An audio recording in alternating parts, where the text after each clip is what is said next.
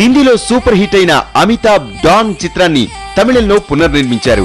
బిల్లాగా విడుదలైన ఈ చిత్రంలో రజనీ తన పునరాగమనాన్ని ఘనంగా చాటుకున్నారు. అంతకుముందు ఆయన నటించిన పలు చిత్రాలు బాక్సాఫీస్ వద్ద బోల్తా కొట్టడంతో కెరీర్ ప్రమాదంలో పడింది. మాస్ హీరోగా తొలి సూపర్ హిట్ కొట్టారు. తొలిసారిగా ఈ చిత్రంలో ద్విపాత్రాభినయం చేశారు. తర్వాత శ్రీదేవితో జోడీ కట్టి జానీ అనే చిత్రంలో నటించారు. ఇందులో కూడా 2 పాత్రలు పోషించారు. 1981లో గర్జనాయి చిత్రంలో నటించారు. ఇది కన్నడ, మలయాళ భాషల్లో ఒకేసారి రూపొందింది. ఆ తర్వాత ఆ భాషల్లో ఇప్పటి వరకు ఆయన నటించలేదు.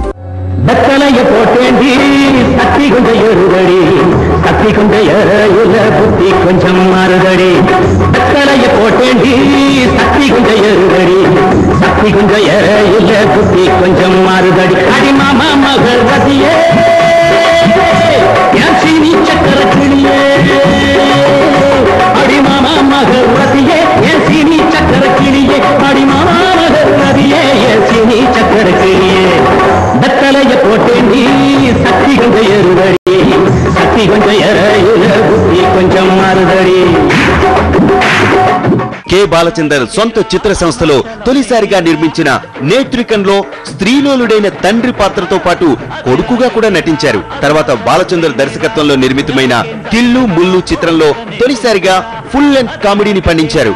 బాలచంద్ర ప్రోత్సాహంతోనే తాను నాన్ కమర్షియల్ చిత్రాల్లో నటించారని రజనీ చెబుతుంటారు. 1982లో పోకిరి రాజా, తనికట్టు రాజా చిత్రాల్లో శభాష్ అనిపించుకున్న రజనీ మూన్రూ ముగంలో తొలిసారిగా త్రిపాత్రాభినయం చేశారు. 1983లో బాలీవుడ్ లో కూడా నటించి తనదైన ముద్ర వేశారు. అంధా కానూన్ చిత్రంలో అమితాబ్ తో కలిసి నటించి తన స్టైల్స్ తో హిందీ ప్రేక్షకులను ఉర్రూతలూగించారు.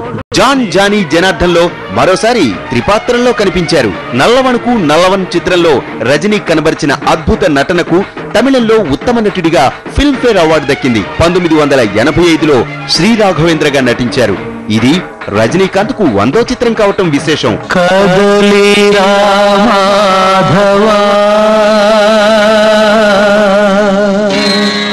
జానతన మేలరా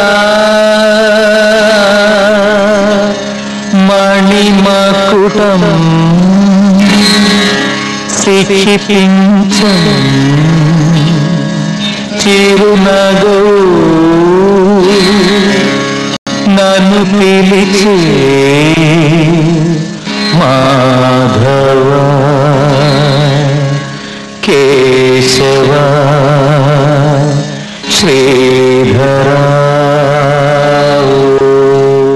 ఒక పక్క తమిళం, మరోపక్క హిందీలో కూడా నటిస్తూ క్షణం తీరిక లేకుండా గడిపేవారాయన. నాన్ సిగప్పు మణిథన్, పడిక్కతవన్, మిస్టర్ భరత్, వలైకారన్ చిత్రాల్లో నటించి కమర్షియల్ హీరోగా నిలదొక్కున్నారు రజనీ. రజనీకాంత్ తన కెరీర్ లో ఒక ఆంగ్ల చిత్రంలో కూడా నటించారు. డ్వాయిట్ లిటిల్ దర్శకత్వంలో 1988లో ఆయన బ్లడ్ స్టోన్ చిత్రంలో కనిపించారు. 1991, 2001 ఈ దశాబ్దం రజనీకాంత్ సినీ ప్రస్థానంలో సువర్ణాక్షరాలతో లిఖించవచ్చు.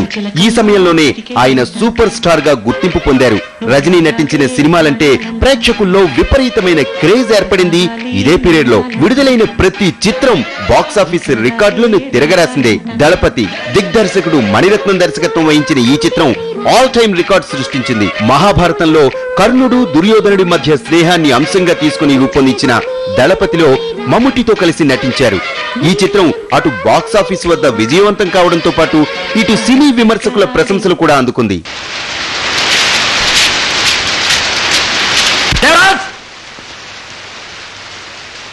ఏం చేస్తావు దేవరాజ్?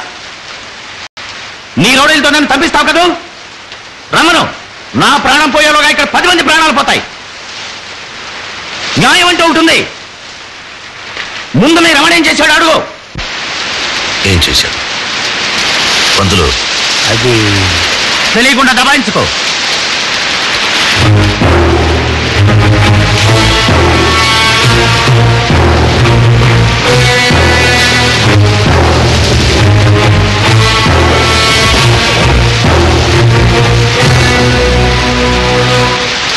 రమణ ఏం చేశాడో నాకు తెలియదు, కానీ 10 ఏళ్ల పాటు వాడు నాతోనే ఉన్నాడు. వాడు హాస్పిటల్ నుంచి తిరిగి రాలేదు. ఈ సూర్య బతకడు.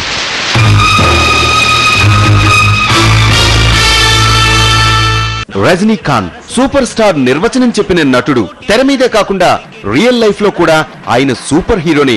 ఎన్నో సేవా కార్యక్రమాలకు ఆయన విరాళాలందించారు. చెన్నైలో అతిపెద్ద కళ్యాణ మంటపాన్ని నిర్మించారు. కష్టాల్లో ఉన్న వారిని ఆదుకోవటం ఆయనకు అత్యంత ప్రీతిపాత్రమైన పని. స్నేహానికి విలువనిచ్చే విలువలున్న మనిషి.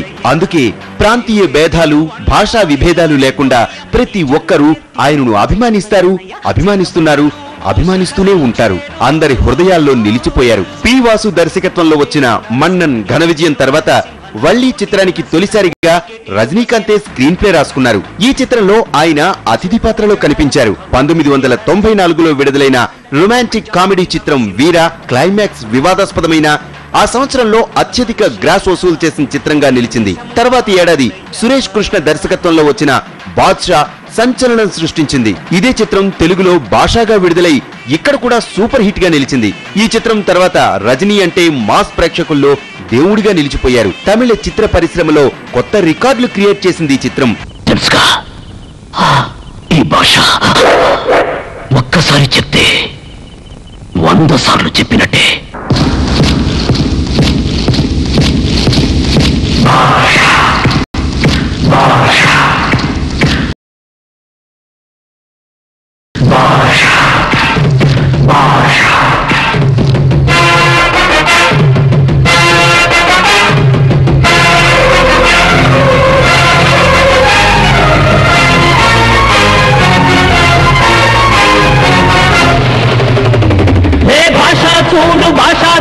సింగల్లాంటి నడక చూడు, వెంటవచ్చు సైన్యం చూడు, పలనాటి బాలచంద్రుడి పౌరుషమే ఉంది చూడు, ఒపిలి పులిగా దప్ప చదిచి వచ్చే ఆ తెగువ చూడు, ధర్మ సంస్థాపనకై యుగ పురుషుడు వచ్చినాడురా.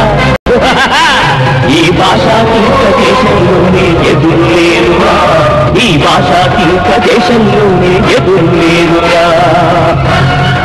అప్పటికే రజనీకాంత్ తమిళంలో నటించిన ప్రతి చిత్రం తెలుగులో కూడా విడుదలయ్యేవి. ఆయన నేరుగా తెలుగు చిత్రాల్లో నటించక చాలా కాలమే అయింది.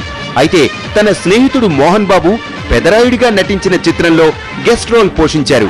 మోహన్ బాబు కోరిక మేరకు ఈ చిత్రంలో నటించిన రజనీ తెర మీద కనిపించేది తక్కువ సమయమే అయినా ఆ చిత్రం సూపర్ హిట్ కావడంలో ప్రధాన పాత్ర వహించారు. అదే ఏడాది ఆటంక్ అనే హిందీ చిత్రంలో అమీర్ ఖాన్ తో కలిసి నటించారు.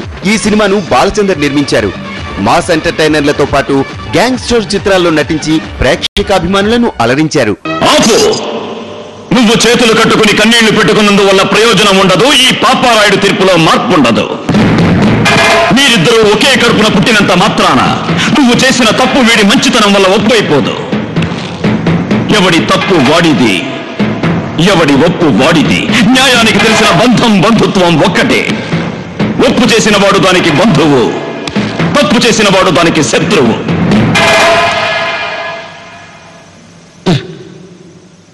నా దృష్టిలో ఒక్కసారి తప్పు చేసిన వాడిని